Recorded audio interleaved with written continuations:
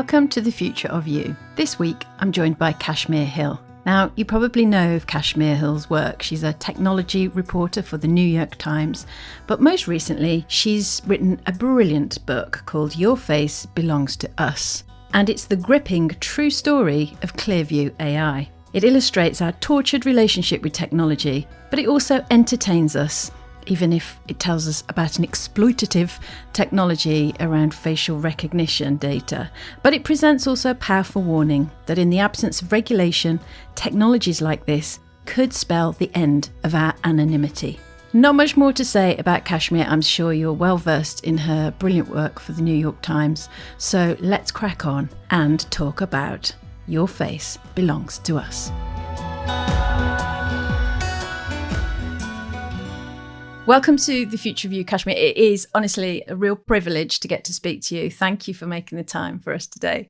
Thank you for inviting me. Not at all. I was so excited when I saw your book. I mean, it feels like it's ages ago now. I pre-ordered it on something like the 6th of July. People in the US will be getting it next week, I think, but comes out the week after in the UK. But obviously, you've been talking a little bit about it and writing on this topic for quite a while. And I remember when I was writing my own book in 2020, that your work, your undercover work on Clearview was first coming out, I think, wasn't it? Was it at the beginning of that year? Because I remember reading it as I was researching identity and thinking, who is this? What is this company, Clearview? And obviously it was all of your work. So I was heavily embroiled in reading it all then. But I'm fascinated. Let's start with the title. So I've got two questions for you.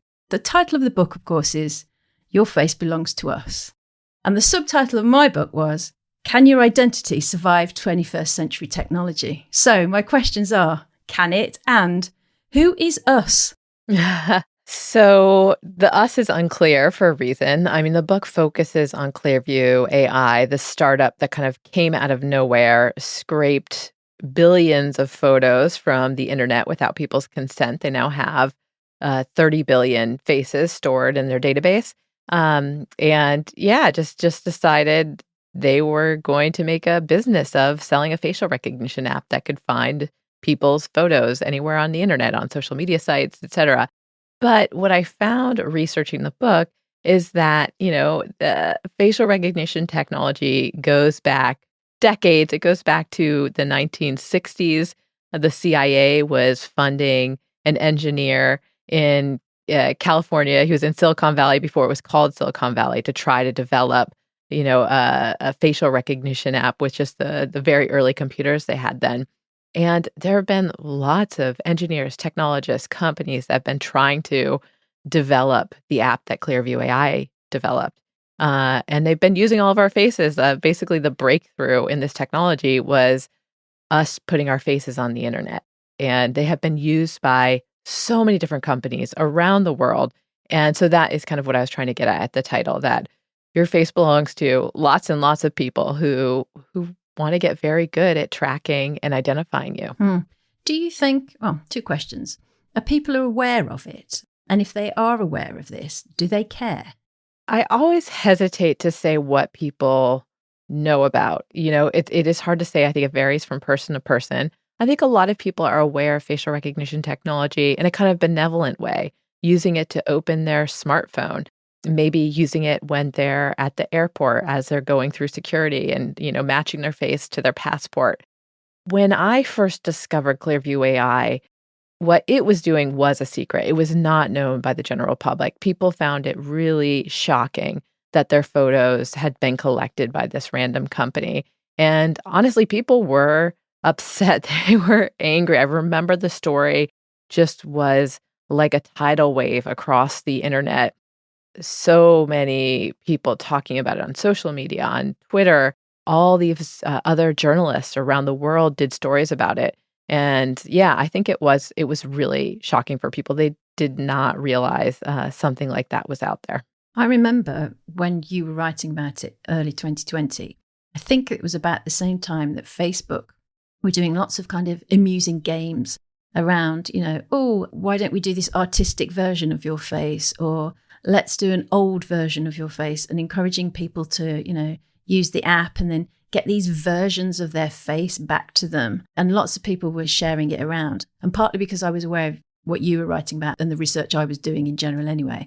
I mean, I was looking at a lot of the stuff in China, and we might come back to that. I didn't do it. I didn't look at it. I didn't use it. And I watched other people using it. And it's got that real kind of mimetic feel to it, hasn't it? You know, you doing something with your own face and then reposting it out to your own audience constantly. So it kind of became a bit of a game.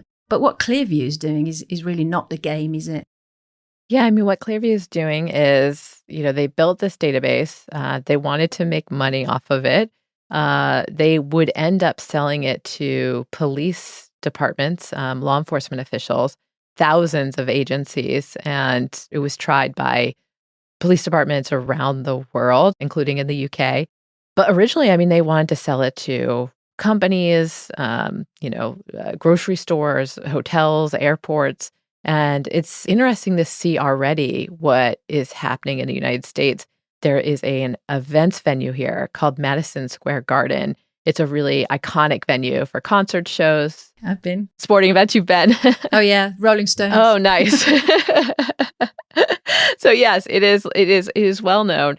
And they started using facial recognition technology, not Clearview AI, a different company, a few years back to address security threats. Supposedly, it would keep out terrorists, More often it was used because, if there was somebody that threw a bottle down on the stage or got in a fight in the stands, then they would get on the ban list and they wouldn't be allowed in anymore. But in the last year, the billionaire James Dolan, who owns that venue, decided to ban lawyers that worked at firms that have sued his company. And so he ended up making this ban list of thousands of lawyers. I mean, you might remember going in there, the security is pretty intense as you go through the metal detector before you've even shown a ticket now. If you're on this list, I went with a lawyer, I watched it happen. She got pulled aside and they said, "You're not allowed in here. You work at a firm that's banned." And she said, "I'm not on that case. I'm not working on anything related to this." They said, "It doesn't matter. You're banned until your firm drops its lawsuit against us." And so that is just, a very striking way that this technology can be used to discriminate against people in new ways, even based on the work that you do. That's fascinating because one of the things that's happening here in the UK, I mean, obviously there's been a conversation around facial, not Clearview necessarily, but facial recognition cameras in general. And there's been lots of some research, like the Ada Lovelace Institute did some research on what were the consumer or citizens' attitudes. And time and again, it kind of comes back, well, I don't mind it being used if it's for law enforcement and it's only in, cases where obviously there's an obvious benefit or advantage because you're kind of trading security and privacy for civil liberty infringement and trying to get the balance right. But what's happened in the last, I would say, even this last 6 months, because of the increase in shoplifting and some of the abuse that's happening. I mean, there's a lot of stories today on the front page of the paper about some of the abuse of supermarket staff in stores. There's this wave, this initiative to use facial recognition in stores now. And there was a particular company who developed it themselves and now have commercialized it called FaceWatch. And so there's now two issues around. Once it used to be about government surveillance or surveillance from like security, public services like the police, or maybe at big events, as you say. And now there's this commercial use and possible abuse of it as well. And that feels very different because, as you say, it's really about putting some access points in now and making some judgments over people. And is that the same in the States and elsewhere? Yeah, I mean, speaking to that point, right? I think a lot of people are comfortable with the idea of a store trying to keep out shoplifters. People have been there before, have stolen from them. I do think there's a group of people that object to that, just the idea that every single time you walk into that store, you are having your face scanned and they're trying to figure out whether you're a criminal or not. Maybe you get misidentified because you look like somebody who has shoplifted there before, that things can go wrong.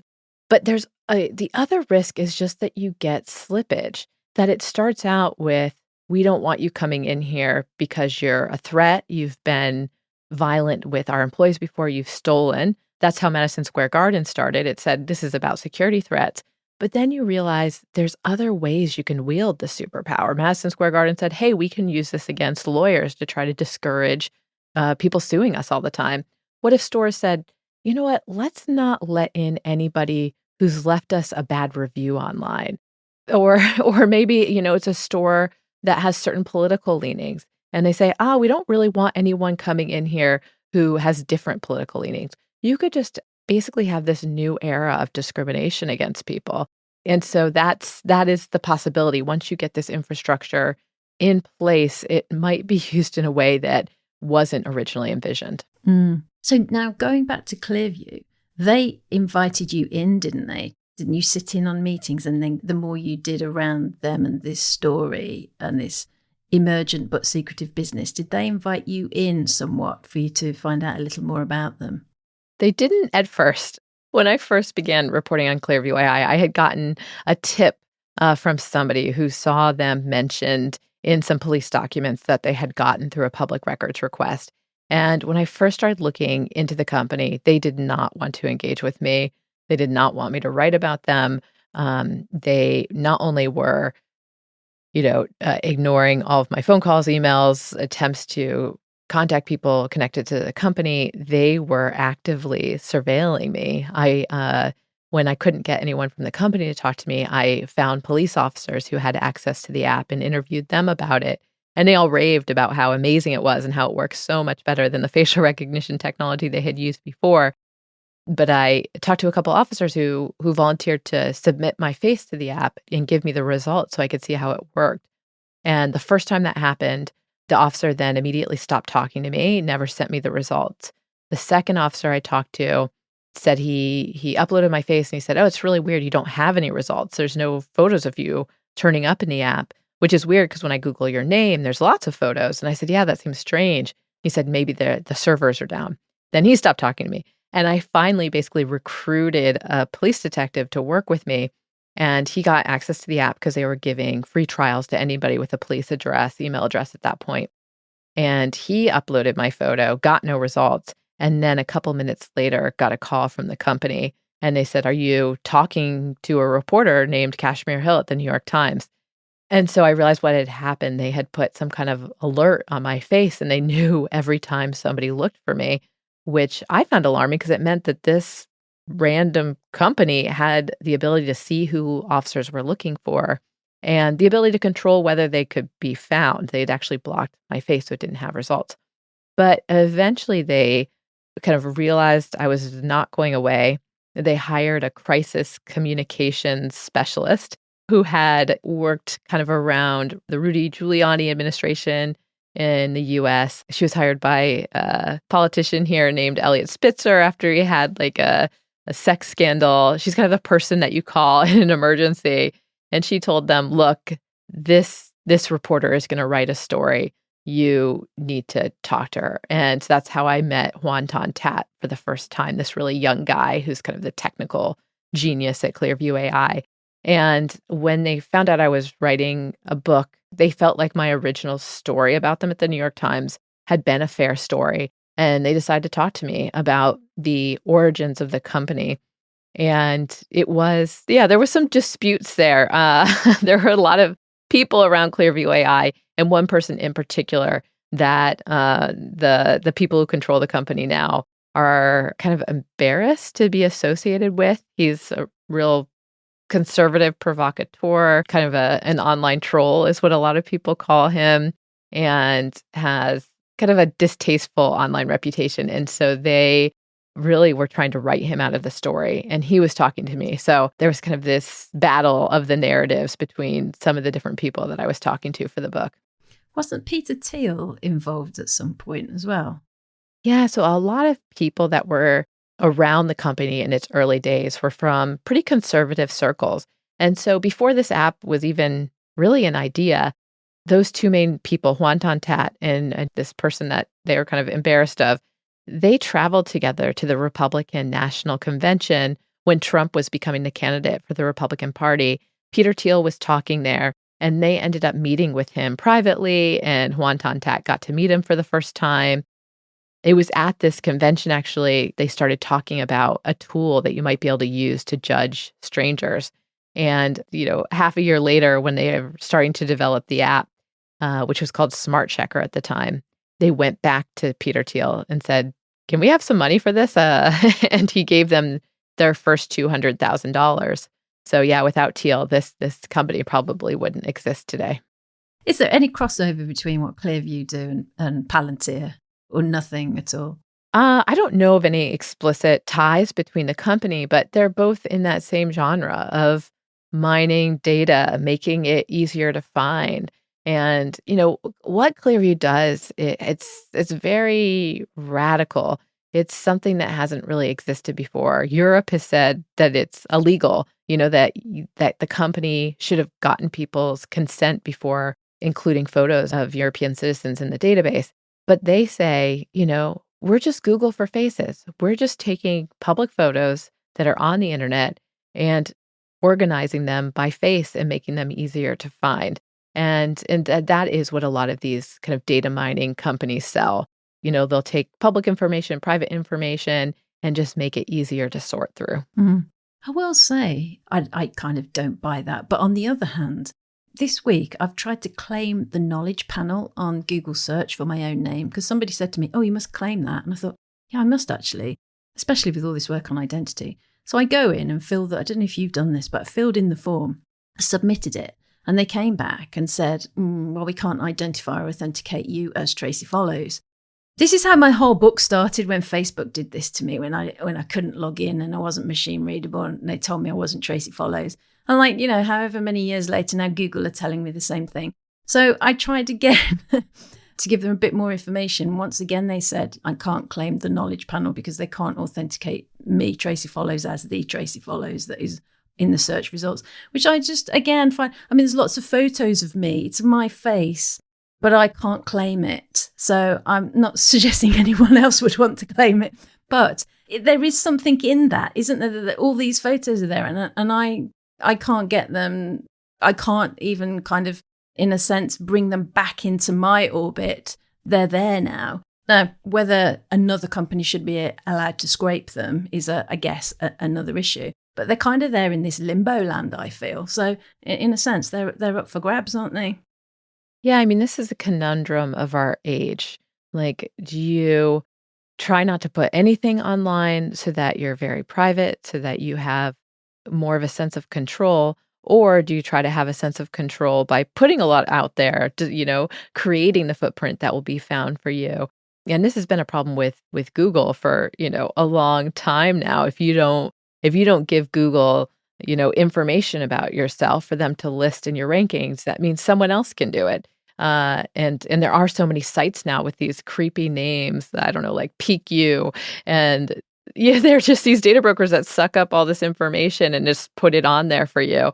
So I still, this is a problem we haven't solved yet. One nice thing about, European privacy law, there's a few states here where we have this power, but you can go to Clearview AI and say, "Hey, I live in the UK. I don't want to be in your database." You do have to give them your face, but then they will delete your information from their database. But again, you do have to hand over your face. You have to give them an ID to prove again that you're Tracy Follows. So there's one person I profile in the book who says, I don't want to have to give them that information. And to keep me out of the database, they would have to keep my face because they would create this block. And they're not necessarily deleting you from the database. They're putting you on a block list so that your photos don't surface. Oh, yes. Interesting. What is it that's so special about the face? This is an interesting question. So, for a long time, this was the quest of the government, various corporations. One thing corporations wanted to be able to do was put something in your television so that, when you're sitting there watching a TV program, your television is watching you back and knowing who's in front of it. The face it's our personhood. It's so unique to us. And yet it's public. We're walking around all the time, showing it. It's how we express ourselves. And what made me want to write this book, what I found really alarming, is that the face is now becoming this key to link us up with that online dossier. And so all this information that we've accumulated online, that others have accumulated about us, can now be just directly kind of attached to you via your face. And so, you walk into Madison Square Garden, they know you're a lawyer. In London, these police vans are going out with facial recognition cameras on the roof, and they'll just scan a crowd. And if you're wanted by the courts for anything from something very serious to even just a traffic infraction, I found in one case, the police can come and arrest you.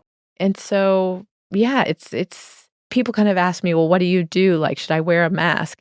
Even with the kind of COVID mask that covers your nose and your mouth, a lot of this software still works. So you would literally need to walk around with a ski mask on to be able to protect yourself. And I just think that's not a way that we can operate as human beings. We need to see each other's faces. It's just a powerful part of who we are and how we communicate with each other. Yeah, it's feedback, isn't it? It's understanding each other through feedback. Most of it, well, not all of it, but a lot of it comes through the face.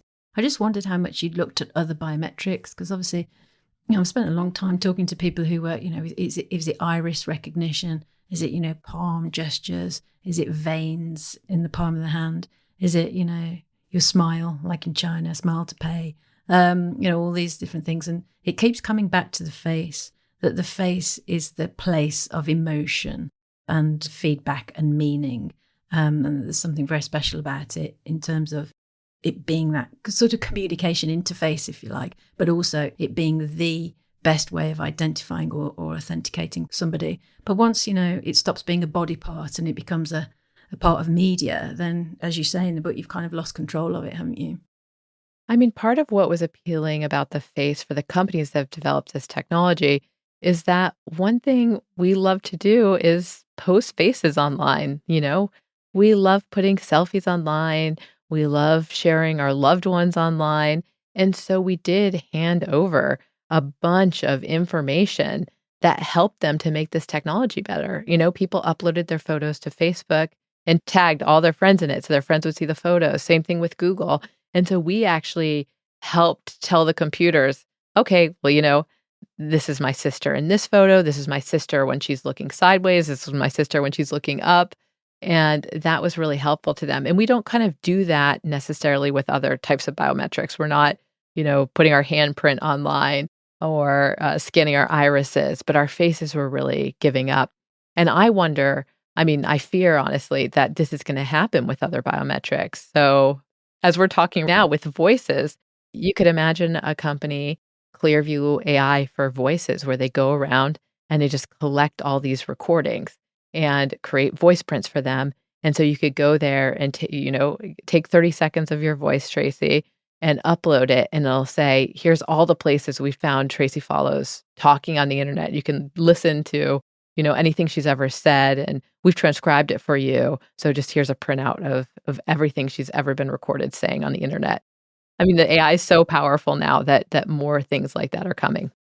And once you can track it back to one, like identification, then you've got a really powerful system. On that, actually, did you look at whether, I don't know about this, but did you look at whether Clearview are going to follow us into the metaverse? Are they going to? Because actually, I was just thinking, as you were talking about, how public our face is. What happens when we're in spatial, the era of spatial computing and everything's ambient? So let's say, in, I don't know, Apple's Vision Pro world, whatever, we're there, but almost holographic. So we're online, but we're outside of the internet, if you know what I mean. So everybody's kind of seen, but is also online at the same time. It's going to be interesting, isn't it? Yeah, one thing I thought about, I did this story for the New York Times about living in the metaverse, and I spent every hour of the night and day there, all 24 hours over the period of a month. And, I had to wear these heavy glasses. And right now, when you're kind of in the metaverse, this virtual avatar, there's not a lot of facial expressiveness because the cameras aren't gathering enough information from the face yet. But in order to really make people feel like they're there, basically these companies have said, yeah, we want to collect more face information. Like we want more cameras and sensors looking at your face so that when you smile in the real world, you also smile in the metaverse. But that means they would be collecting, this really granular data about your face and how it moves alongside your voice. I wonder how powerful that would be for improving kind of emotion detection AI, because you would have, people that tend to like the metaverse, if they really get addicted to it, they just spend hours and hours and hours there. They plug their glasses, into the wall so that the 2-hour battery life doesn't run out. And so I just wonder, what these tech companies could do with that data and understanding exactly what your face does when you're happy or when you're bored or when you're sad about something. Or when you're lying, or, the behavior panel online. I mean, I think that's fascinating. I'm guessing that, they're going to use it to sort of do hyper targeting of products and promotions to us at some point, which would be the commercial use again, I guess. Yeah, I mean, it comes up a lot. Policymakers have gathered a lot to talk about facial recognition technology and what to do about it in the US. And every single time they play that clip from Minority Report, where it's Tom Cruise, running down the hallway in the mall, and all these ads are calling out to him, like basically, you look stressed out right now. Would you like a Guinness? And just calling out to him by name.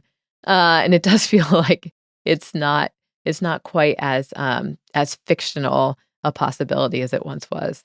Where do you stand on effective computing and, whether AI can really read our emotions fully, or where it might be able to go in the future? Because obviously there was a few years ago, there was a lot of investment flowing into that, and then it seems to have gone a little bit quieter. But I mean, you've obviously investigated it.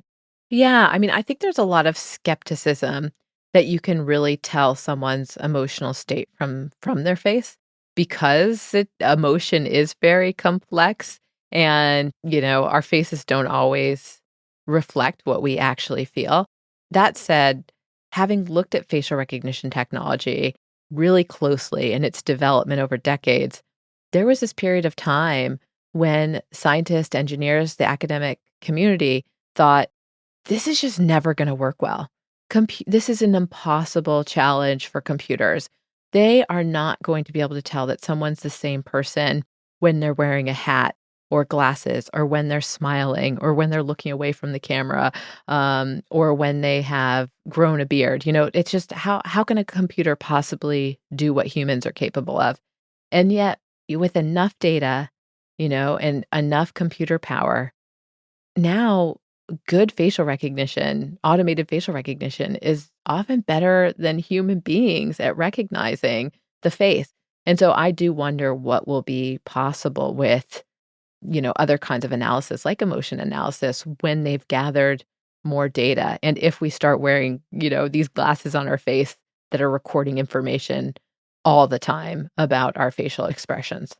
What happens to super recognizers? So, those people who I've done those tests. I mean, you must have done those tests.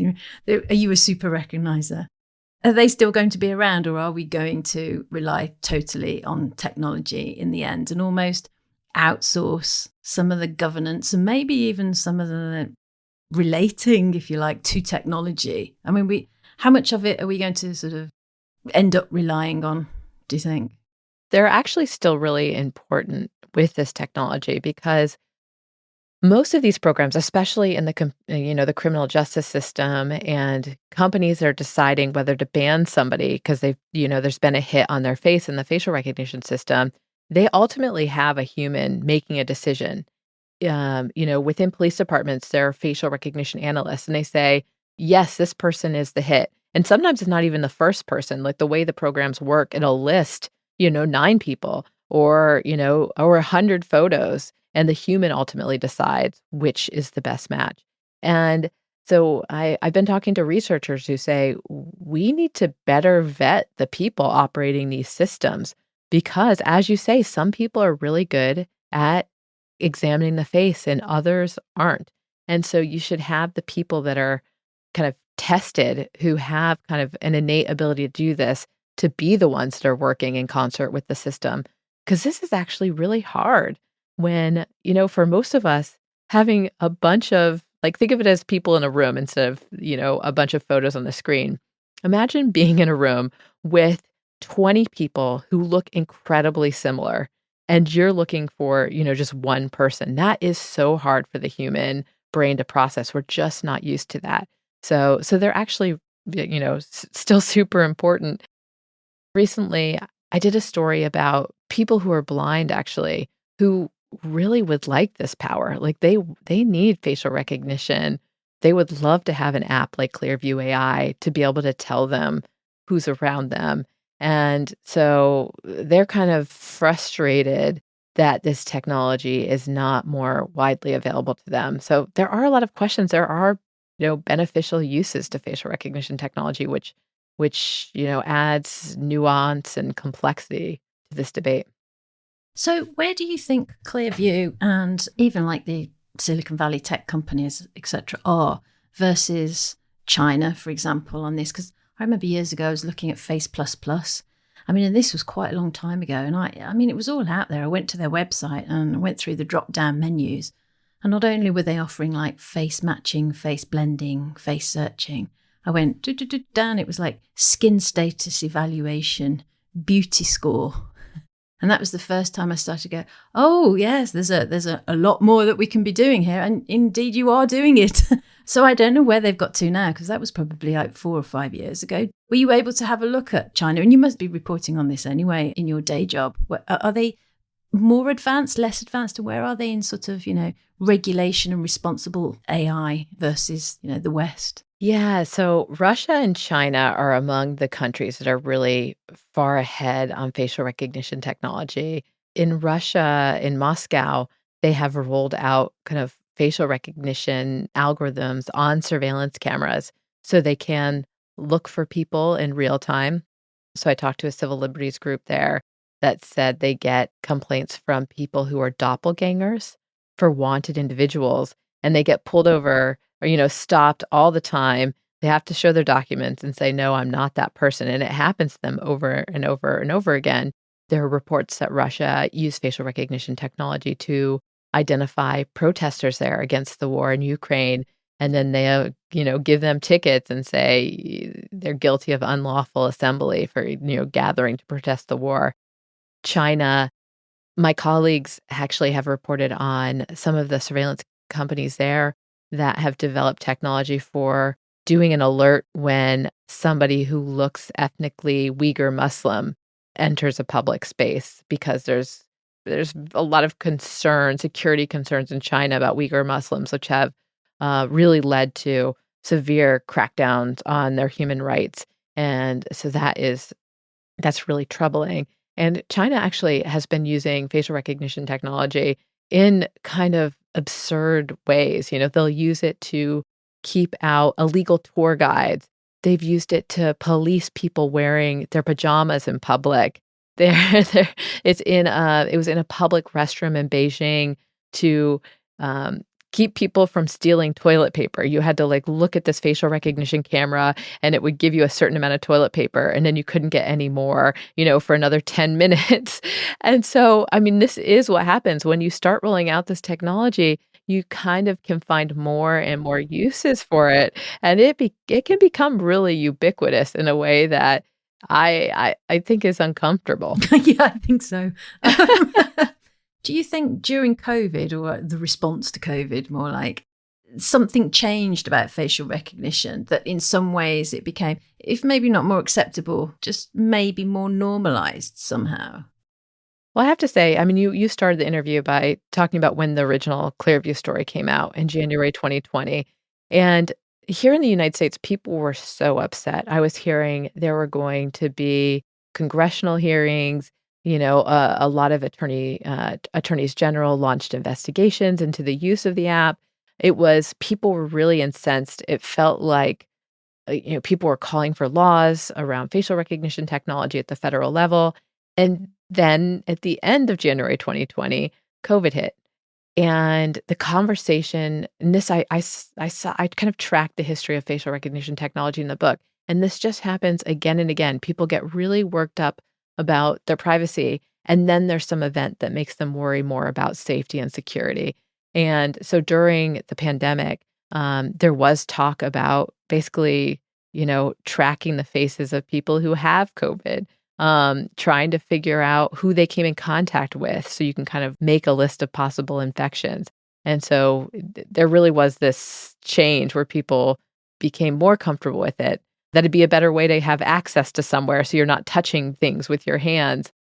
Yeah, it's hard to say. And some people said, "Oh, we're wearing masks now, so we don't have to worry about facial recognition." Meanwhile, all the facial recognition companies started training their software to better recognize people wearing masks.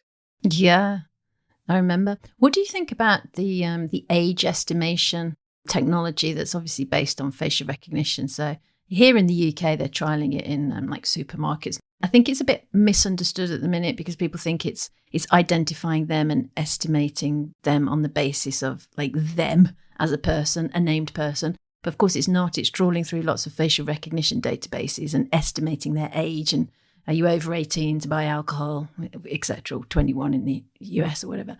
What do you think about those sorts of uses? Do you think those are going to come in fairly, well, maybe they already are in some markets? Yeah, I mean, it's different in the UK, right? We in the US, we don't really have, as I understand it, sometimes it's on vending machines that there's kind of like vending machines for alcohol. Yeah, like self-service checkouts in supermarkets and things.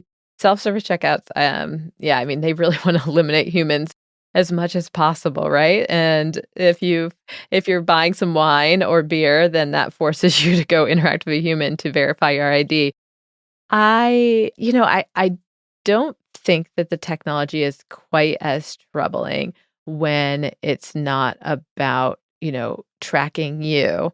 But I do think you always have this slippage. And so once you do start having the cameras there, maybe eventually it is about tracking individuals, or instead of it just estimating your age, it says, okay, scan your ID here so we can match your face to the photo on your ID. And while we're at it, we'll just keep this information about your ID.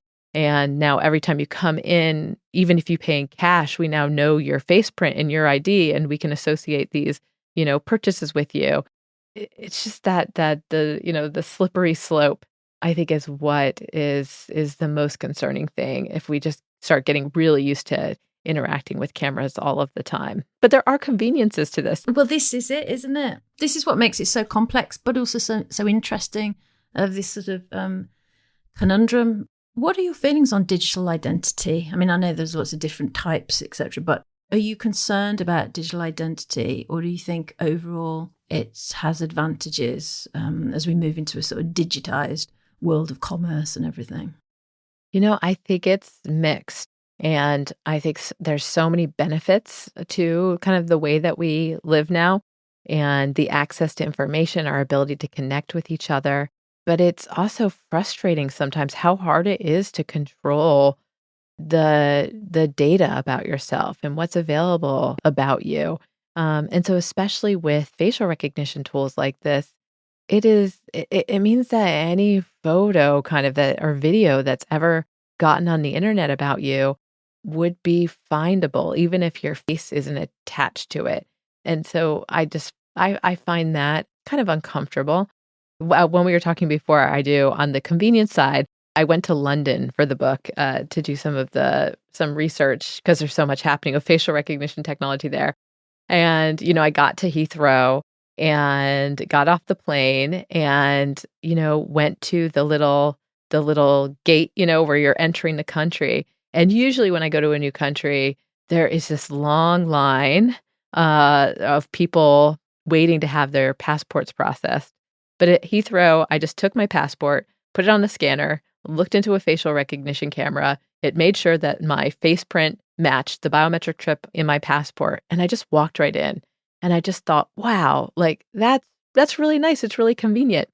And then I tried to contact the home office and find out, okay, well, you scanned my passport, you took a picture of my face. What do you do with that information? How long do you keep that? Do you delete that? Just basically, how are you using it? Is it going into some database and is it staying there forever? What did they say? They wouldn't tell me. So, and I tried many times. Like, I hate stuff like that where you just don't know. Your data's been collected and you don't know where it's going or how they're going to use it. So where do you think this is all netting at then, Kashmir? Where will we be in sort of the next 5 to 10 years? I'm sure you sort of go there in the book. Are you optimistic or pessimistic? So I loved looking at face recognition. It was so fascinating going into the history of it specifically.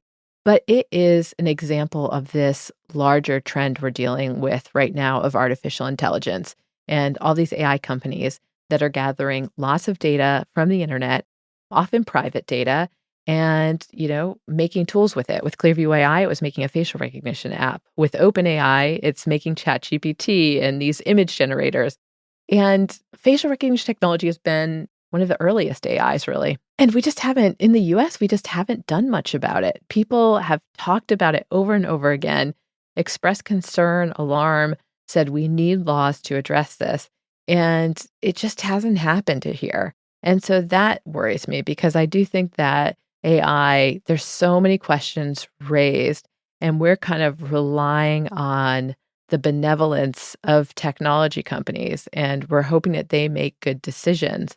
And part of why I wrote this book was to really focus in on a more radical actor like Clearview AI that just decided to do what it wanted to do, which was kind of the most extreme version of this technology. And so I do wonder what's going to happen in other realms of AI when just the most radical actors are the ones that decide the way that the tech is used. See, I wonder if there's going to be a part of society that just decide they just don't want any of this in the end and actually opt out of digital as much as they can.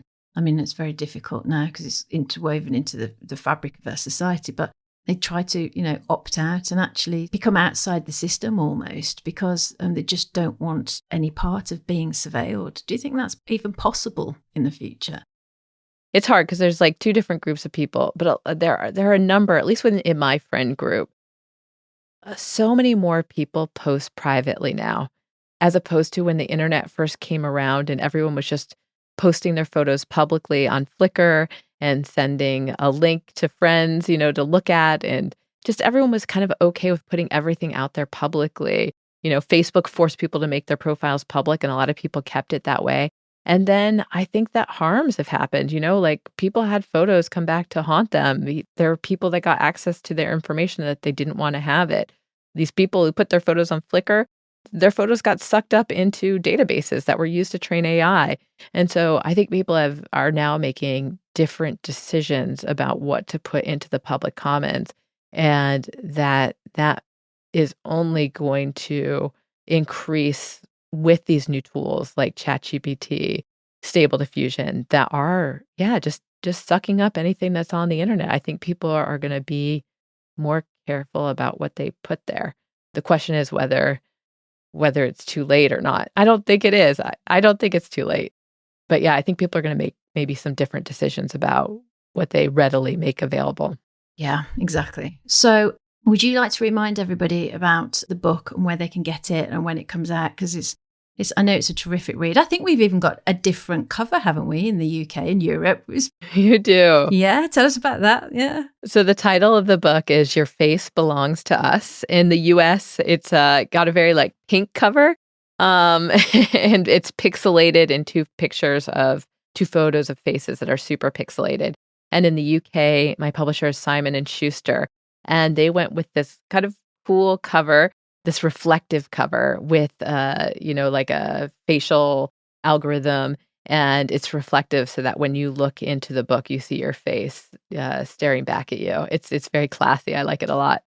I think that's such a good reminder, though, isn't it? I mean, that's a tool in action to remind you of what you're doing. The mirror looking back at you, remind you of how you are presenting yourself and what you're sharing. I think that's a brilliant, brilliant idea. Well, I'm sure everybody on this listening to the podcast is going to get it because anybody listening to this is interested in identity in a digital world, which is absolutely what your book is about. And can't thank you enough for coming on and chatting. I love all of your work. It's brilliant. And I know I'm going to love this book when I read it because I've very much enjoyed talking to you. It's been a privilege to spend a bit of time with you. Thank you, Kashmir. Thank you so much for inviting me on, Tracy. This was lovely.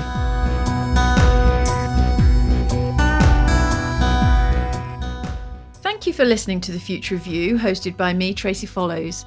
Check out the show notes for more info about the topics covered in this episode. Do like and subscribe wherever you listen to podcasts. And if you know someone you think will enjoy this episode, please do share it with them. Visit thefutureofyou.co.uk for more on the future of identity in a digital world and futuremade.consulting for the future of everything else. The Future of You podcast is produced by Big Tent Media.